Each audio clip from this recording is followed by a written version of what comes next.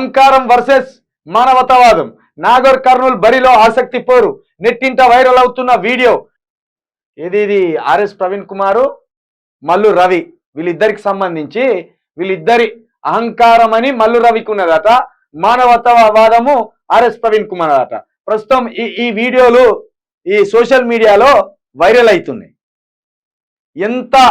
తనకు తాను ఎంత తగ్గించుకొని ఆర్ఎస్ ప్రవీణ్ గారు ప్రచారంలో పోతున్నారు, అదే విధంగా మల్లు రవి గారు ఎంత అహంకారంతో ఎదుటోళ్లను కించపరుస్తున్నాడు అనే పోలికను పెట్టి ఒక వార్తను తెలంగాణ పేపర్ రాసుకొచ్చింది.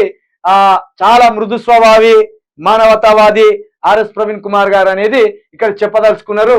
అన్ని ఉన్నమ్మా అనిగనిగి ఉంటుంది, ఏమీ లేనమ్మా ఎగిరెగిరి పడుతుంది. ఇలాంటి సామెతలు ఉత్తగానే పుట్టుకరావు. నిండుకుండలా తొనకరు బెనకరు.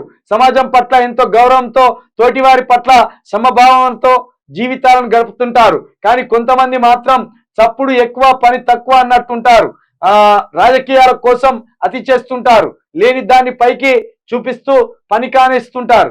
అందరూ ఒకటే అనే భావనను మాటల్లో మాత్రమే చూపిస్తూ చేతుల్లో పక్కన పెట్టేస్తుంటారు. అంబేద్కర్ వాదాన్ని నెత్తిన పెట్టుకున్నట్టు కనిపిస్తారు, కానీ వారి ఆచరణలో మాత్రం ఎక్కడ ఉండదు. నాగర్ కర్నూల్ పార్లమెంట్ బరిలో నిలిచిన ఇద్దరు వ్యక్తుల గురించి రాసుకొచ్చిన ఉపద్ఘాతం ఇది.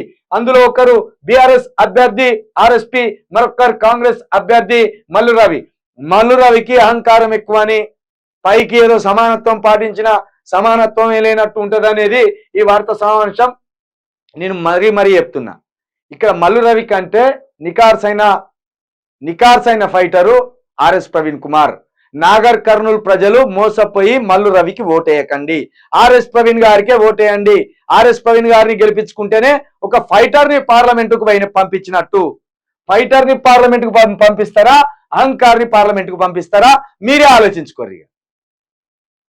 కాబట్టి ఈయన ఆర్ఎస్ ప్రవీణ్ గారికి అక్కడ అవకాశం ఇస్తే నాగర్ కర్నూల్ ఒక ఫైటర్ ని పార్లమెంటుకు పంపించినట్టు ఉంటది.